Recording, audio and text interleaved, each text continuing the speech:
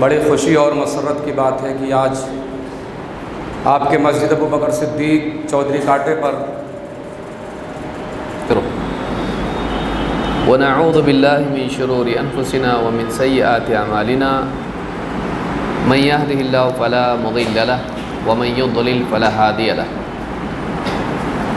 واشهد ان لا اله الا الله وحده لا شريك له واشهد ان محمدا عبده ورسوله اما بعد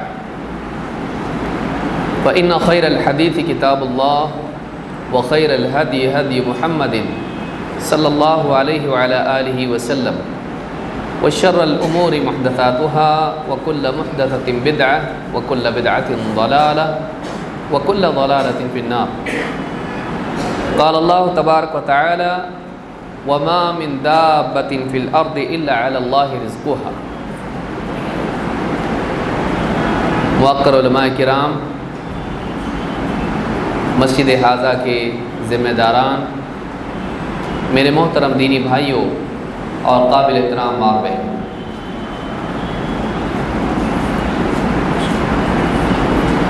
رزق انسان کی ضرورتوں میں سے ایک بنیادی ضرورت ہے۔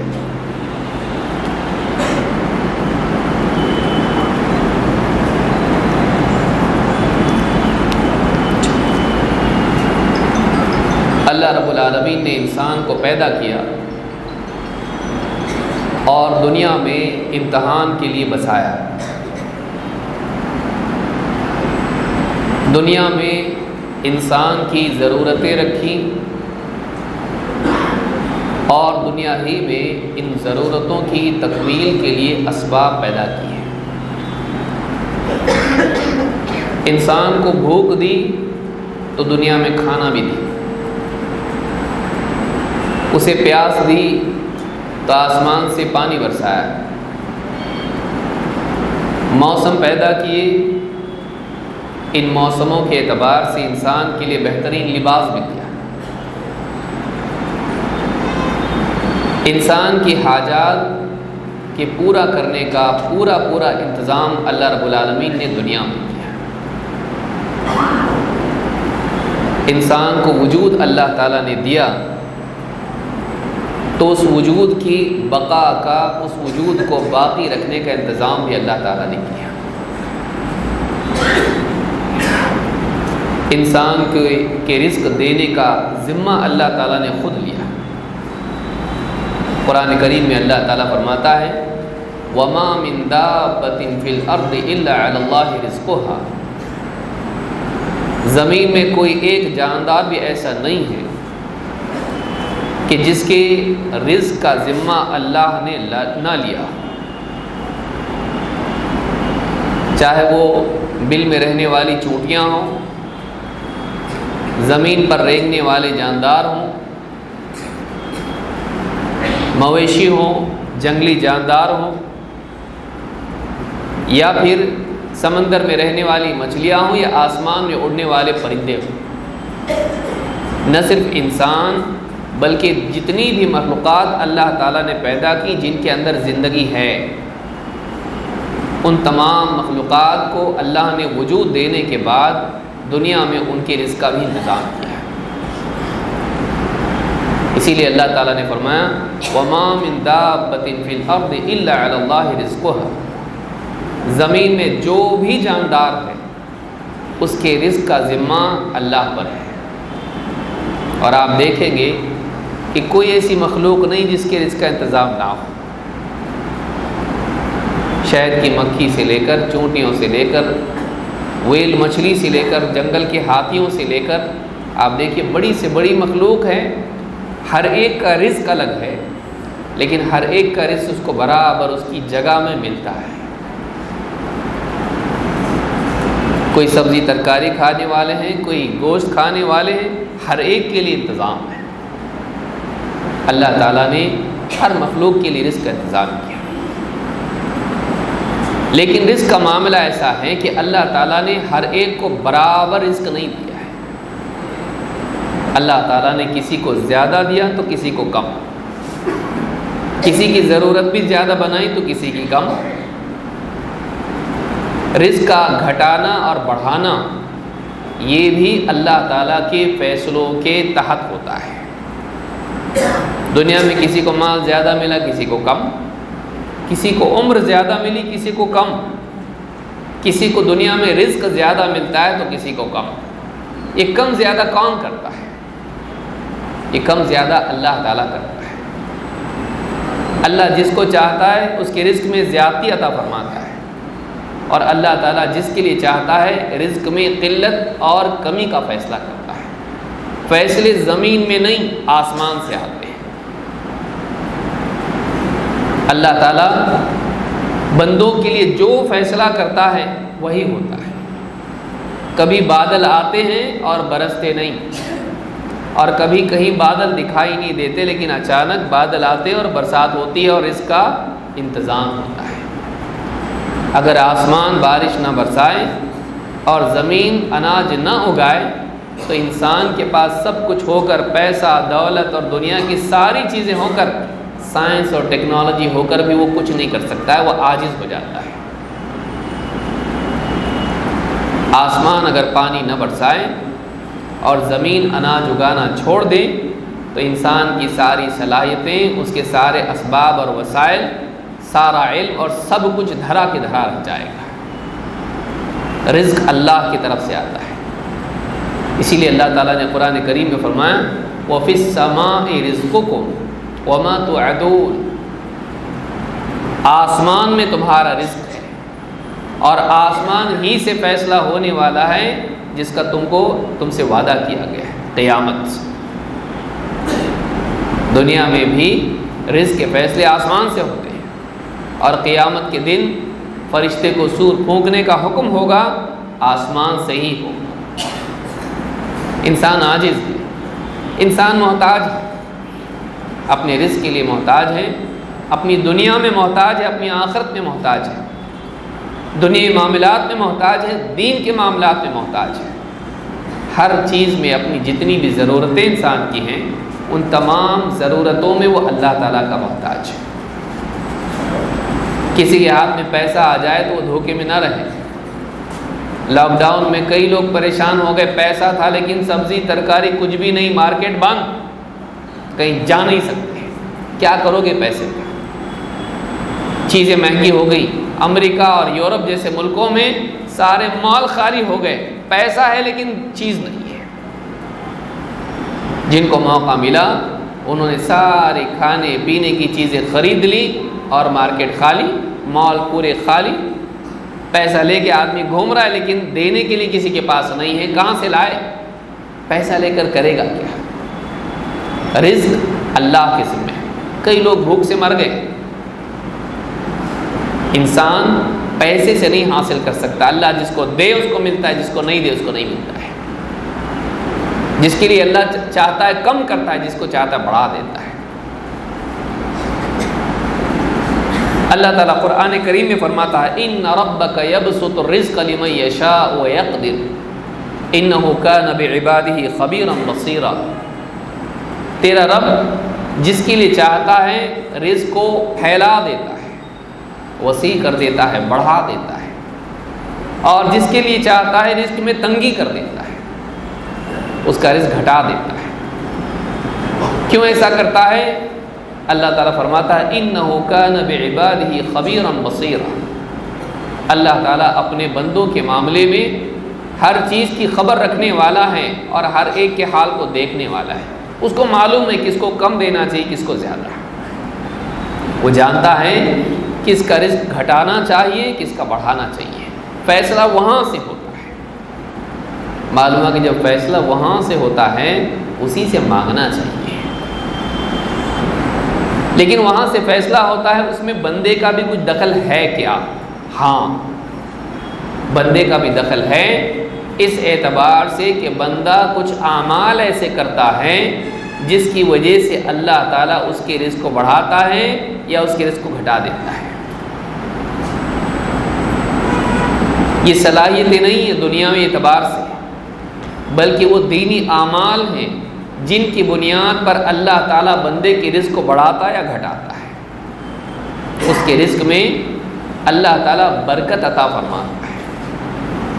برکت بہت بڑی چیز ہے۔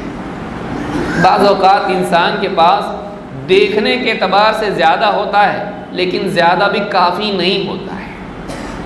اس دور کی سب سے بڑی مصیبت کیا ہے؟ پہلے آدمی تھوڑا کما لیتا تھا اور ایک بڑا خاندان اس پر پلتا تھا۔ ایک آدمی کماتا تھا، 10 بچے اس کو ہیں، 8 بیٹیاں ہیں اور 7-8 بیٹے ہیں، بڑی فیملی ہے۔ ایک آدمی کمانے والا، لیکن اس ایک آدمی کی کمائی سب کے لیے کافی ہو جاتی تھی۔ آج ہر آدمی کمانے والا ہے الا ماشاء اللہ، بچوں کو چھوڑ کر۔ عموماً آپ دیکھیں گے گھروں میں، خاص کر کے پڑھے لکھے گھروں میں، سب کمانے والے ہیں۔ شوہر کماتا ہے، بیوی کماتی ہے، باپ کماتا ہے، بیٹے کماتے ہیں، لیکن سب کی آنکھوں سے آنسو نکل کے کیا بتا رہے ہیں؟ کافی نہیں ہوتا ہے۔ پیسہ زیادہ ہے لیکن کفایت نہیں ہے۔ کیوں؟ اس لیے کہ بہت ساری زندگیوں سے برکت نکل گئی ہے۔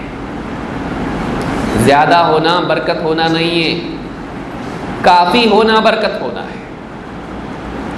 سوال یہ پیدا ہوتا ہے کہ اللہ سے ہم کیسے اپنے لیے رزق میں اضافے اور برکت کی دعا کریں، کوشش کریں۔ وہ کیا اعمال ہیں جن سے ہمارے رزق میں برکت آتی ہے، ہمارے گھروں میں برکت آتی ہے، ہماری زندگیوں میں برکت آتی ہے؟ برکت پانے کے لیے کیا کرنا پڑے گا؟ ایک ایک کر کے آئیے دیکھتے ہیں وہ کون سے اعمال ہیں جن سے ہمارے گھروں میں اور ہمارے رزق میں، ہماری زندگیوں میں برکت آتی ہے۔ سب سے پہلی چیز برکت کے لیے ضروری ہے کہ انسان کے پاس ایمان اور تقوی ہو۔ سب سے پہلے کیا چاہیے؟ ایمان، اللہ کی ذات پر یقین، اللہ پر توکل، اللہ کی باتوں پر ایمان، صحیح عقیدہ، اور اسی کے ساتھ ساتھ اللہ کا خوف اور حرام سے بچنے کا مزاج۔ حرام سے بچنے کا مزاج، اللہ کا خوف ہو، اللہ کی باتوں پر، اللہ کے وعدوں پر یقین ہو، اور اسی کے ساتھ ساتھ اللہ رب العالمین کا خوف ہو اور حرام سے بچنے کا مزاج ہو۔ یہ چیز جس کی زندگی میں ہے، اللہ تعالیٰ اس کے لیے آسمان سے رزق کے دروازے کھولتا ہے۔ قرآن کریم میں اللہ تعالیٰ فرماتا ہے، اللہ تعالیٰ فرماتا ہے وَلَوْ أَنَّ أَهْلَ الْقُرَىٰ آمَنُوا وَاتَّقَوْا لَفَتَحْنَا عَلَيْهِمْ بَرَكَاتٍ مِّنَ السَّمَاءِ وَالْأَرْضِ۔ سورہ الاعراف میں آیت نمبر 96 میں اللہ تعالیٰ فرماتا ہے وَلَوْ أَنَّ أَهْلَ الْقُرَىٰ، اگر یہ بستی والے آمنوا، ایمان لے آتے، واتقوا، اور پرہیزگاری اختیار کرتے، لفتحنا علیہم برکات من السماء والارض، ہم ان کے لیے آسمانوں اور زمین سے برکتوں کے دروازے کھول دیتے ہیں۔ آسمان سے بھی برکتیں نازل ہوتی اور زمین بھی ان کے لیے برکتیں پیدا کرتی ہیں۔ کب؟ اگر یہ ایمان لاتے، کفر میں نہیں پڑے رہتے، شک میں نہیں پڑے رہتے، اللہ کی باتوں پر بے یقینی والی زندگی نہیں گزارتے، اللہ کے وعدوں پر یقین کرتے ہیں، اور واتقوا، تقوی والے بن جاتے، یعنی اللہ سے ڈر کے حرام سے بچنے والے بن جاتے ہیں۔ آج حرام سے بچنا مشکل ہے بھائی، بہت پرہیزگار بنیں گے نا تو رزق نہیں ملے گا، یہ لوگوں کی ذہنیت ہے۔ اگر ہم بہت سوچیں گے نا حلال حرام، بھوکے رہ جائیں گے، بھوکا نہیں رہتا آدمی۔ اللہ رب العالمین پرہیزگاری کا اہتمام کرنے والوں کو غیب سے رزق دیتا ہے۔ آسمان و زمین اس کے رزق پہنچانے میں اللہ کے حکم کے تابع ہو جاتے ہیں۔ وَلَوْ أَنَّ أَهْلَ الْقُرَىٰ آمَنُوا وَاتَّقَوْا لَفَتَحْنَا عَلَيْهِمْ بَرَكَاتٍ مِّنَ السَّمَاءِ وَالْأَرْضِ، ہم ان کے لیے ایک برکت نہیں، برکات، برکتوں کے دروازے کھول دیتے ان کے لیے۔ کہاں سے؟ آسمان سے اور زمین سے۔ آسمان سے بھی برکتیں نازل ہوتی، زمین بھی ان کے لیے برکتوں کا ذریعہ بن جاتی۔ کب؟ ایمان اور تقوی ان کی زندگی میں ہوتا ہے۔ اس لیے یاد رکھیں، حرام سے بچیں۔ یہ نہ سوچیں کہ بھائی کہیں سے بھی آنے دو، زیادہ ہوگا تو فائدہ ہوگا، نہیں۔ اگر حرام والا زیادہ ہے، اس میں ساری برکتیں ختم ہو جائیں گی۔ حلال والا اگر تھوڑا ہے اللہ تعالیٰ اس تھوڑے کو کافی کر دے گا۔ یہ اللہ ہے جو کافی کرتا ہے اور ناکافی کرتا ہے۔ تھوڑے زیادہ کا مسئلہ نہیں ہے، برکت اور بے برکت کا مسئلہ ہے، برکت اور بے برکتی کا مسئلہ ہے۔ لہٰذا اگر ہم چاہتے ہیں کہ ہمارے رزق میں برکت ہو، سب سے پہلی چیز ہم کو یہ کرنا چاہیے کہ ہم اللہ کے وعدے پر یقین رکھیں رزق کے، اور حرام سے بچنے والے بنیں۔ نمبر 2، اگر ہم چاہتے ہیں کہ ہمارے رزق کا مسئلہ حل ہو، ہمیں چاہیے کہ ہم اللہ کی عبادت کا اہتمام کریں، بلکہ خاص طور سے نماز کا اہتمام کریں۔ آدمی دکان پہ بیٹھا ہے، رزق کی وجہ سے نمازیں برباد کر رہا ہے، اور کیا سمجھتا ہے بھائی برابر نماز کو جاؤں گا، پارٹی بیٹھی ہوئی ہے، ڈیل خراب ہو جائے گی، گاہک آنے کا ٹائم ہے، نماز کو چلا جاؤں گا، کام کے گاہک چلے جائیں گے اور پیسہ نہیں آئے گا۔ رزق کی تنگی آدمی نماز کے پڑھنے میں سمجھتا ہے، جبکہ رزق کی تنگی نماز کے چھوڑنے میں، اور رزق کی برکت نماز کے پڑھنے میں۔ اللہ رب العالمین نے جب نماز کا حکم دیا تو رزق کا وعدہ کیا۔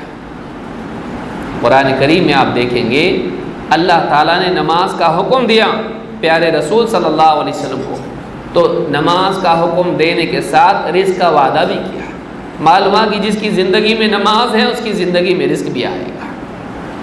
کہاں اللہ تعالیٰ نے فرمایا؟ سورہ طٰہٰ میں اللہ تعالیٰ فرماتا ہے وَأْمُرْ أَهْلَكَ بِالصَّلَاةِ وَاصْطَبِرْ عَلَيْهَا لَا نَسْأَلُكَ رِزْقًا نَحْنُ نَرْزُقُكَ وَالْعَاقِبَةُ لِلتَّقْوَىٰ۔ اے نبی، وَأْمُرْ أَهْلَكَ بِالصَّلَاةِ، اپنے گھر والوں کو نماز کا حکم دیجیے، وَاصْطَبِرْ عَلَيْهَا، اور آپ بھی نماز پر جمے رہیے، لَا نَسْأَلُكَ رِزْقًا، ہم آپ سے رزق نہیں چاہتے، آپ کی زندگی کا مقصد رزق کے پیچھے دوڑنا نہیں ہے۔ لا نسألک رزقا نحن نرزقک، بلکہ ہم آپ کو رزق دیتے ہیں۔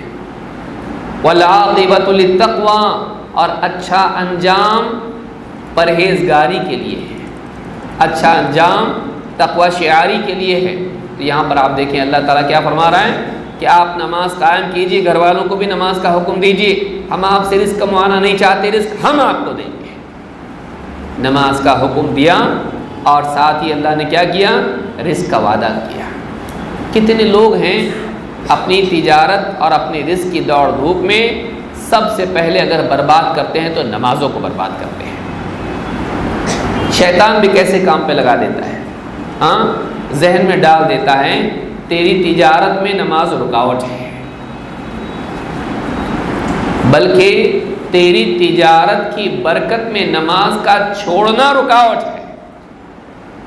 تیری نمازیں تو برکت لاتی ہیں، تیری نمازیں تو رزق کا دروازہ کھولتی ہیں۔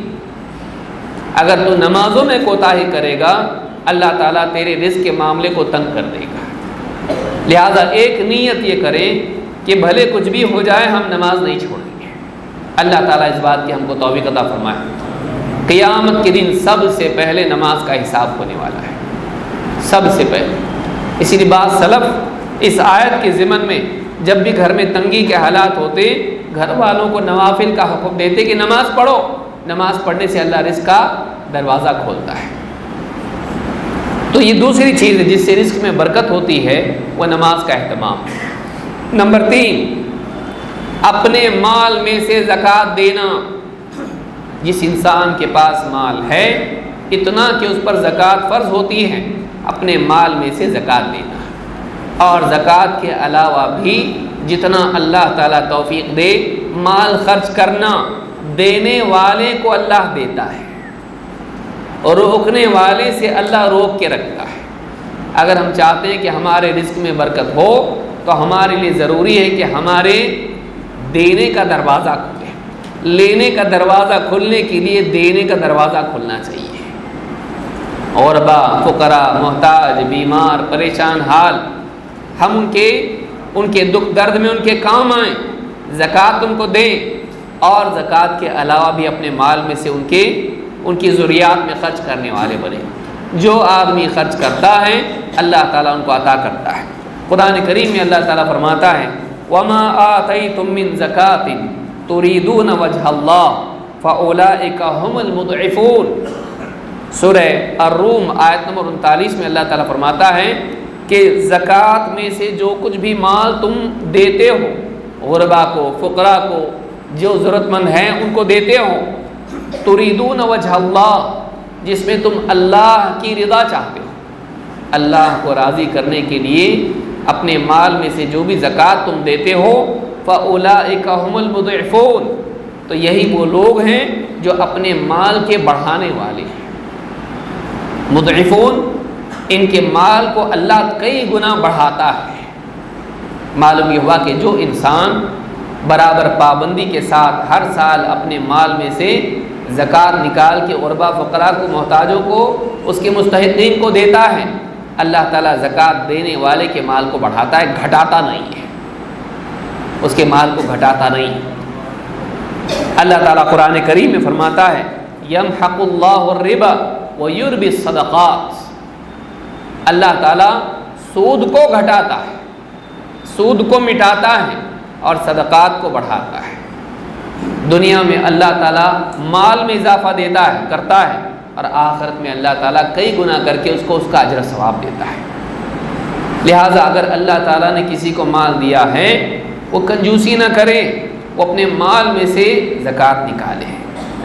صرف زکوٰۃ ہی نہیں بلکہ زکوٰۃ کے علاوہ اللہ تعالیٰ نے اگر اس کو مالدار بنایا ہے، اپنے مال میں سے ایسے بھی لوگوں کے اوپر خرچ کرے۔ بھائی یہ نہ کہے میں تو زکوٰۃ دے دیا بس سال بھر میں کچھ نہیں دوں گا، نہیں، بلکہ محتاجوں کو، مساکین کو، ضرورت مندوں کو کبھی بھی اس کے سامنے آ سکتا ہے، ان ضرورت مندوں کے، ان کی حاجات میں ان کے کام آئے۔ اللہ کے نبی صلی اللہ علیہ وسلم فرماتے ہیں، ایک حدیث قدسی ہے، اللہ تعالیٰ فرماتا ہے انفق یا ابن آدم انفق علیک، اے آدم کی اولاد، اے آدم کے بیٹے، تو خرچ کر دوسروں پر، میں خرچ کروں گا تجھ پر، تو دوسروں پر خرچ کر، میں تجھ پر خرچ کروں گا۔ معلوم ہے کہ آدمی اگر دینے والا بنے تو اللہ سے لینے والا بھی بنتا ہے۔ اس حدیث کو امام البخاری، مسلم دونوں نے روایت کیا ہے کہ اے آدم کے بیٹے، تو دوسروں پر خرچ کر، میں تجھ پر خرچ کروں گا۔ اس سے معلوم ہوتا ہے کہ رزق میں برکت، رزق میں اضافہ، رزق کا دروازہ کھولنا کیسے ہوتا ہے؟ جب آدمی دوسروں کو بھی دینے والا بنتا ہے۔ اگر آپ دوسروں کو نہیں دیتے ہیں تو آپ اللہ سے لینے کا حقدار کیسے بنتے ہیں؟ اللہ سے لینے کے حقدار کیسے بنتے ہیں؟ تو اللہ سے لینے کے لیے اللہ کے بندوں کو دینا، یہ انسان کی زندگی میں ہونا چاہیے۔ نمبر 4، رزق میں برکت کے اسباب میں سے ایک سبب یہ بھی ہے کہ ہم اپنے رزق کے معاملے میں، کھانے پینے میں اجتماعیت کو اپنائیں، مل کر کھائیں، مل کر کھائیں۔ 2 آدمیوں کا کھانا 3 کے لیے کافی ہو جاتا ہے، 3 کا کھانا 4 کے لیے کافی ہو جاتا ہے اگر ہم مل کے کھائیں۔ اللہ کے نبی صلی اللہ علیہ وسلم فرماتے ہیں کلوا جمیعا ولا تفرقوا فإن البرکۃ مع الجماعہ۔ امام ابن ماجہ نے اس حدیث کو روایت کیا ہے اور حدیث حسن درجے کی ہے۔ اللہ کے رسول صلی اللہ علیہ وسلم فرماتے ہیں کلوا جمیعا ولا تفرقوا، مل کر کھاؤ، الگ الگ مت ہو جاؤ، اس لیے کہ برکت جماعت کے ساتھ ہوتی ہے۔ برکت کس کے ساتھ ہوتی ہے؟ جماعت کے ساتھ۔ تنہا تنہا آپ دیکھیے، کسی کا ولیمہ ہے، کوئی اور دعوت ہے، الگ الگ ایک ایک پلیٹ میں لوگ کھاتے ہیں، حرام نہیں ہے، ایک پلیٹ میں الگ الگ کھانا بھی جائز ہے، لیکن جب ایسا کرتے ہیں لوگ ضائع بھی کرتے ہیں۔ کتنے لوگ ہیں لالچ دل کی ہوتی ہے اور پیٹ کو ضرورت کم ہوتی ہے۔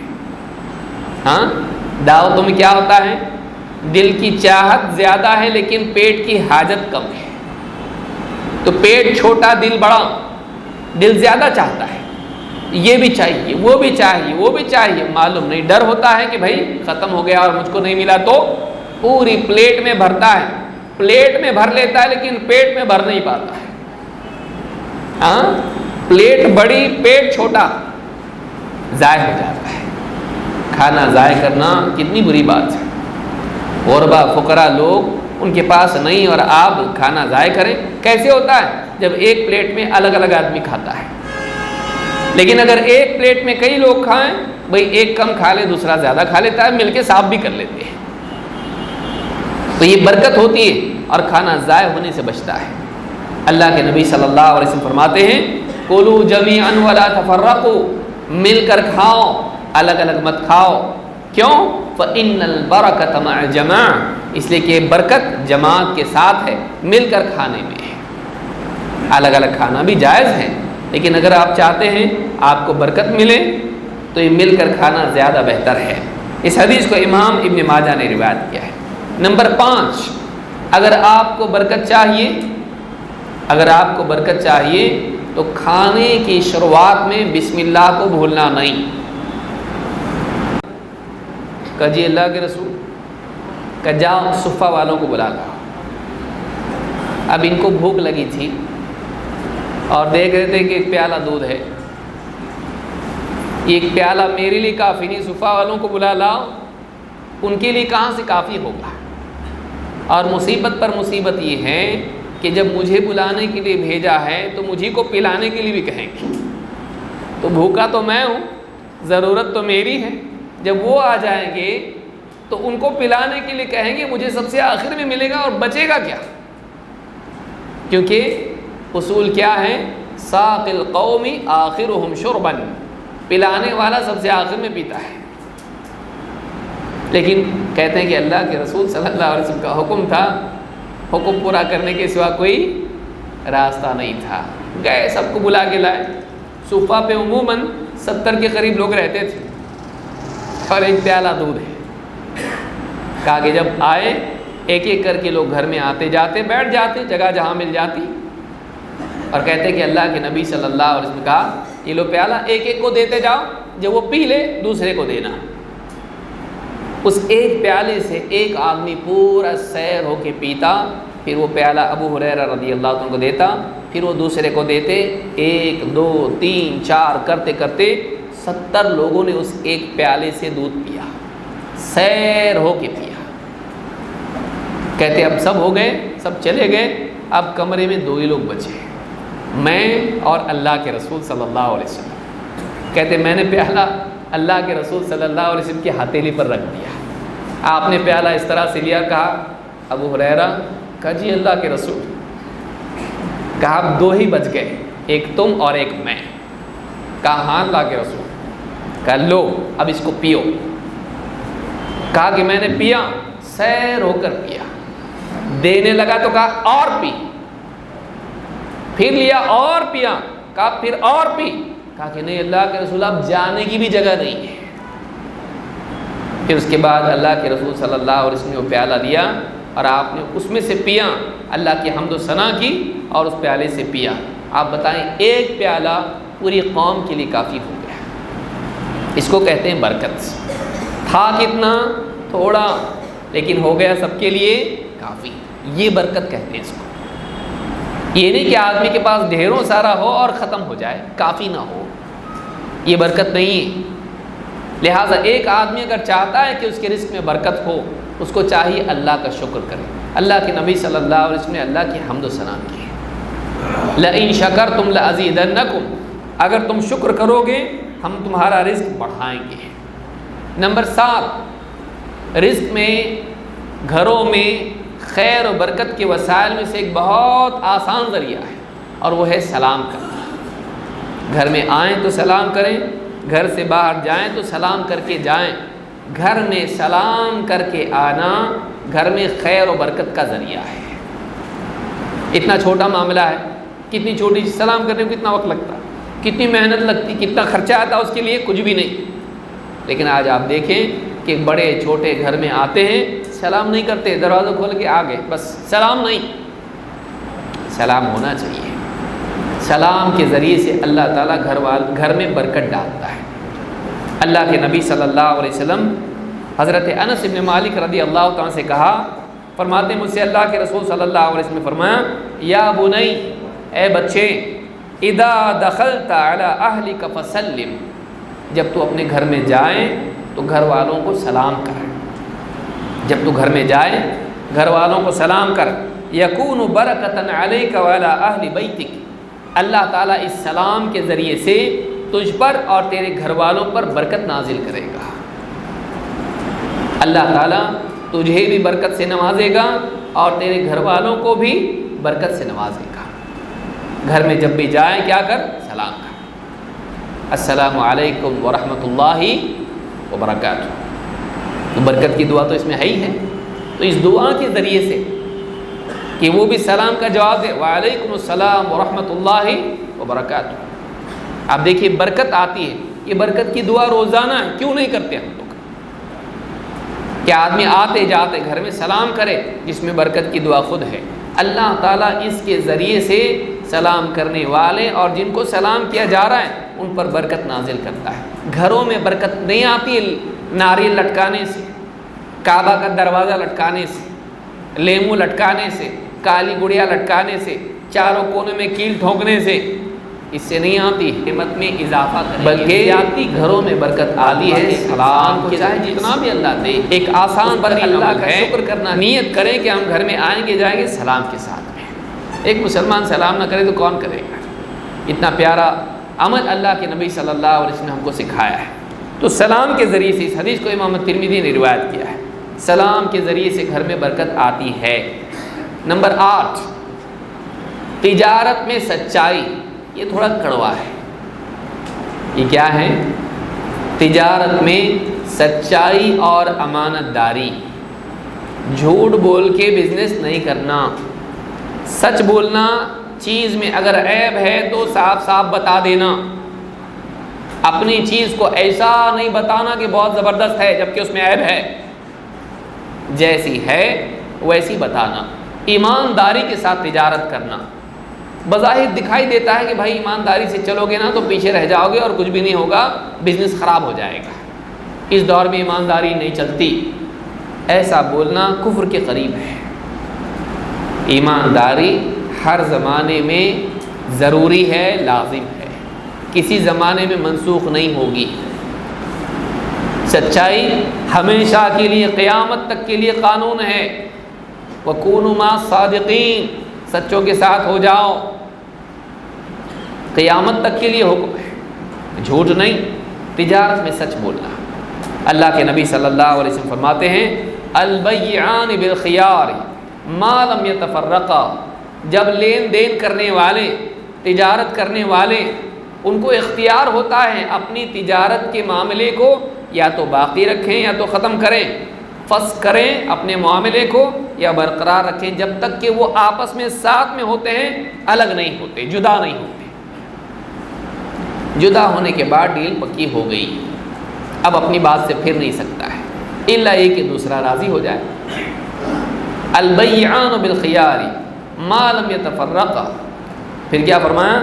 فَإِن صَدَقَا وَبَيَّنَا بُورِكَ لَهُمَا فِي بَيْعِهِمَا، اگر دونوں اپنی بات چیت میں، تجارت والی بات چیت میں، لین دین والی بات چیت میں سچ بولیں اور اپنی چیز کی حیثیت کو صاف صاف بیان کر دیں، میری چیز یہ لیول کی ہے، اس میں یہ کمی ہے، اس میں یہ اچھائی ہے، اس میں یہ عیب ہے، اپنی چیز کا عیب بتا دیں۔ فَإِن صَدَقَا وَبَيَّنَا بُورِكَ لَهُمَا فِي بَيْعِهِمَا، ان کی بیع میں، ان کی تجارت میں برکت ڈال دی جاتی ہے۔ لیکن اگر ایسا نہیں ہو تو کہا کہ وَإِن كَذَبَا وَكَتَمَا مُحِقَتْ بَرَكَةُ بَيْعِهِمَا، اگر وہ جھوٹ بولے اور اپنی چیز کا عیب چھپا جائیں، ان کی تجارت کی، ان کی بیع کی برکت مٹا دی جاتی ہے۔ معلوم ہے کہ جھوٹ بولنے سے تجارت بے برکت ہو جاتی ہے، دھوکہ دینے سے تجارت بے برکت ہو جاتی ہے، دکھائی دے گا پیسہ آ رہا ہے، برکت نہیں ہوگی۔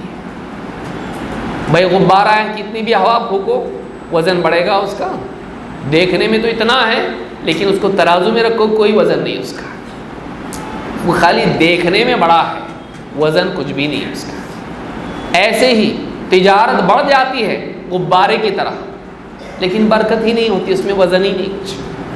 کیوں؟ اس لیے کہ جھوٹ پر مبنی ہے، دھوکے اور خیانت پر مبنی ہے۔ ایسی تجارت پھلتی پھولتی نہیں ہے، بظاہر بڑی ہوتی ہے لیکن برکت مٹ جاتی ہے۔ اصل برکت کا پانا ہے، کثرت اصل نہیں ہے، برکت اصل ہے۔ برکت کیسے آتی ہے؟ جب آدمی ایمانداری کے ساتھ، امانت داری کے ساتھ تجارت کرتا ہے، سچائی کے ساتھ تجارت کرتا ہے، تو یہ چیز عقل کے خلاف دکھائی دیتی ہے۔ زمانے میں جو زمانہ جس کا دھارا چل رہا ہے، ندی کے بہاؤ کے خلاف تیرنے کی طرح دکھائی دیتی ہے، لیکن یہی وہ بات ہے جو ہمارے نبی نے ہم کو بتائی ہے۔ عقل میں آئے یا نہ آئے، بات یہی صحیح ہے، بات یہی صحیح ہے۔ اس حدیث کو امام البخاری مسلم دونوں نے روایت کیا ہے۔ اسی طرح سے تجارت میں یا گھروں میں برکت کے اسباب میں یہ بھی ہے کہ ہم اللہ کی عطا پر راضی رہیں، دل سے راضی رہنا، جس حال میں اللہ رکھے راضی رہنا۔ اللہ تھوڑے میں بھی برکت ڈالتا ہے۔ اللہ کے نبی صلی اللہ علیہ وسلم فرماتے ہیں ان اللہ تعالی یبتلی العبد فیما اعطاه، اللہ تعالیٰ بندے کو جو کچھ عطا کرتا ہے اپنی عطا کے ذریعے سے بندے کو آزماتا ہے، کبھی کم دے کر کبھی زیادہ دے کر۔ جو بھی اللہ عطا کرتا ہے وہ آزمائش کے لیے ہوتا ہے۔ فَإِنْ رَضِيَ بِمَا قَسَّمَ اللَّهُ لَهُ بُورِكَ لَهُ فِيهِ وَوَسَّعَهُ، اگر بندہ اللہ نے جتنا بھی اس کو دیا ہے اس پر راضی رہے، ناراض نہ ہو، کیا اللہ نے اتنا سا دے دیا، نہیں، راضی رہے، اللہ نے جو بھی دیا اللہ کا احسان ہے، اللہ سے راضی رہیں۔ آپ فرماتے ہیں بُورِكَ لَهُ فِيهِ، اس کے رزق میں اللہ تعالیٰ اس عطا میں برکت عطا فرماتا ہے، اس کے رزق میں اللہ برکت دیتا ہے۔ وَوَسَّعَهُ، اور کہتے ہیں کہ اس کو اللہ تعالیٰ اور وسیع کرتا ہے، اس کا دسترخوان، اس کا رزق، اس کی تجوری، اللہ اس میں وسعت دیتا ہے اگر اللہ سے راضی رہے۔ برکت اور وسعت نصیب ہوتی ہے اللہ سے راضی رہنے پر۔ وَإِن لَّمْ يَرْضَ لَمْ يُبَارِكْ لَهُ وَلَمْ يَزِدْ عَلَىٰ مَا كُتِبَ لَهُ، کہتے ہیں کہ اگر وہ راضی نہ ہو اللہ سے، ناراض ہو اللہ سے، اللہ کی عطا پر، تو اللہ تعالیٰ نہ اس میں برکت ڈالتا ہے اور اس کو جتنی تقدیر میں ہے اتنا ہی دیتا، اس میں زیادہ نہیں دیتا ہے، ناراض ہونے سے زیادہ نہیں ملتا ہے۔ لیکن اللہ سے راضی رہنے پر اللہ اس میں برکت ڈالتا ہے، ہوتا اتنا ہی ہے لیکن کافی ہو جاتا ہے۔ تو اس حدیث سے بات معلوم ہوئی، امام احمد نے اس کو روایت کیا ہے کہ اللہ سے راضی رہنا یہ بھی برکت کے اسباب میں سے ہے۔ نمبر 10، ضیافت کرنا، لوگوں کو کھلانا، یہ بھی برکت کے اسباب میں سے ہے کہ ایک انسان نہ صرف غربا فقراء کو، رشتہ داروں کو، متعلقین کو، خاص کر کے صالحین کو کھلانے والا بنے، کنجوسی نہ کرے بلکہ ان کو کھلانے والا بنے۔ مسافر آتے ہیں ان کو کھلائے، سفیر آتے ہیں چندے کے لیے آتے ہیں، بھائی چندہ اپنے گھر کے لیے کر رہے ہیں، وہ اللہ کے گھر کے لیے کر رہے ہیں، مساجد کے لیے، مدارس کے لیے کر رہے ہیں، ان کی قدر کریں، ان کی قدر کریں، چاہے وہ بہت بڑی صلاحیت والے ہوں یا نہ ہوں، لیکن وہ کس کے لیے دوڑ دھوپ کر رہے ہیں؟ اللہ کے گھر کے لیے، اور اسی طرح سے اللہ کے دین کے مدارس کے لیے۔ آنے والے مسافروں کو کھلانا، ہمارے یہاں سے کوئی بھوکا نہ جائے، بھائی وہ آیا وہ کھائے گا، وہ کمیشن لیتا ہے، وہ فلاں، آپ کو کیا معلوم وہ کیا لیتا ہے، ہو سکتا ہے نہ بھی لیتا ہو، لیکن مہمان کی ضیافت ہماری ذمہ داری ہے، اس کو کھلا کے بھیجیں۔ ہمارے گھر میں کوئی آتا ہم بغیر کھلائے بھیجتے؟ سسرال سے آ جائے، گاؤں سے آ جائے، کھلاتے ہیں اس کو۔ اسی طرح سے دین کی نسبت پر اگر کوئی مہمان آتا ہے کھلا کے بھیجیں اس کو، یہ ہمارے اندر یہ ظرف ہونا چاہیے۔ کھلانے پر وہ دعا دے دے، معلوم نہیں کیسی دعا، اور اس کی قبول ہو جائے۔ مسافر کی دعا قبول ہوتی ہے، برکت کی دعا دے دیا آپ کو، ہو سکتا ہے اس کی دعا اللہ قبول کر لیں اور آپ کے رزق میں برکت ہو جائے، اس کو کھلانے کی وجہ سے ہونا چاہیے۔ اللہ کے نبی صلی اللہ علیہ وسلم کے صحابی عبداللہ بن بصر رضی اللہ عنہ کہتے ہیں ان اباہ صنع للنبی صلی اللہ علیہ وسلم طعاما، ان کے والد نے اللہ کے نبی صلی اللہ علیہ وسلم کو دعوت دی اپنے گھر پر، آپ کے لیے کھانا بنایا، فدعاہ فاجابہ، آپ کو دعوت دی تو آپ نے قبول کی، نبی صلی اللہ علیہ وسلم کو کھانے کی دعوت دی، آپ نے دعوت قبول کی۔ فلما فرغ من طعامہ، جب اللہ کے نبی صلی اللہ علیہ وسلم کھانے سے فارغ ہوئے، قال اللہم اغفر لہم وارحمہم وبارک لہم فیما رزقتہم، آپ نے ان کے لیے دعا کی، کیا دعا کی؟ اللہم اغفر لہم وارحمہم، اے اللہ ان کی مغفرت کر ان پر اپنی رحمت نازل فرما، اور وبارک لہم فیما رزقتہم، اور جو رزق تو نے ان کو دیا ہے اس میں برکت عطا فرما۔ ہر نیک انسان آپ کو کھانے کے بعد دعا دے گا، اور نیک آدمی کی دعا قبول ہوگی، آپ کے رزق میں برکت ہو جائے گی۔ اللہم اغفر لہم وارحمہم وبارک لہم فیما رزقتہم۔ آدمی کو چاہیے کہ وہ لوگوں کو کھلانے والا بنے، رشتہ داروں کو، پڑوسیوں کو۔ رمضان کا مہینہ آ رہا ہے، اپنے رزق میں سے وسعت پیدا کرے، پڑوس میں کچھ بھیج دے، کسی کو اپنے گھر پہ دعوت دے دے افطار کی۔ روزے دار کی دعا ہے، عام دنوں میں بھی اس کا اہتمام کرے، خاص کر کے مسافرین کی رزق کا اہتمام کرے، غربا اور فقراء کی رزق کا اہتمام کرے۔ معلوم نہیں کون اپنے دل کی تڑپ کے ساتھ آپ کو دعا دے دے، اس کی بھوک مٹانے پر اللہ تعالیٰ اس کی دعا قبول کر کے آپ کا بیڑا پار کر دے، دنیا اور آخرت میں آپ کے لیے رزق کے فیصلے کرتے ہیں۔ تو یہ بہت بڑی چیز، اس کو یاد رکھنا چاہیے۔ اس حدیث کو امام احمد نے روایت کیا ہے۔ اور اسی طرح سے صلہ رحمی، رشتہ داروں سے رشتے ناطے جوڑنا، یہ بھی برکت کے اسباب میں سے ہے۔ اللہ کے نبی صلی اللہ علیہ وسلم فرماتے ہیں من احب ان یبسط له فی رزقه وینسأ له فی اثره فلیصل رحمہ۔ جو آدمی اس بات کو پسند کرتا ہے کہ اس کے رزق میں وسعت دی جائے، اس کے رزق کو پھیلایا جائے، بڑھایا جائے، اس میں کثرت ہو، برکت ہو، اور اس کی عمر بھی بڑھائی جائے، اس کا رزق بھی بڑھایا جائے اور اس کی عمر بھی بڑھائی جائے، اس کو چاہیے کہ وہ رشتہ داروں سے اچھا سلوک کرے، رشتے ناطے جوڑیں اور رشتہ داروں کے ساتھ احسان کا سلوک کریں۔ آج ہم رشتہ داروں سے کٹے ہوئے، اس نے ایسا کہا تھا، ہم اجنبیوں سے قریب ہیں، رشتہ داروں سے دور ہیں۔ چھوٹی چھوٹی بات پر جھگڑے ایسے سالوں سال بعد بند نہیں ہونا چاہیے۔ اور مرنے کے بعد اس کی جنازے میں آ رہے ہیں، بہت اچھا آدمی تھا، اور بھی سوچ رہے کہ کاش کہ میں مرنے سے پہلے اپنا تعلق اس سے صحیح کر لیتا۔ مرنے کے بعد سوچنے میں فائدہ کیا ہے؟ مرنے سے پہلے کیجیے، یا تو آپ کی موت آ جائے یا اس کی موت آ جائے۔ کاہے کی دشمنی جو لمبی لمبی سالوں سالوں کی دشمنیاں پال رہے ہیں، کیا ثواب ملے گا اس کے اوپر؟ کیا جاتا ہے اس کو سلام میں پہل کرنے میں؟ کیا جاتا ہے اس کو سامنے سے گزرے تو سلام کر کے مصافحہ کرنے میں؟ کیا نقصان ہے اس میں؟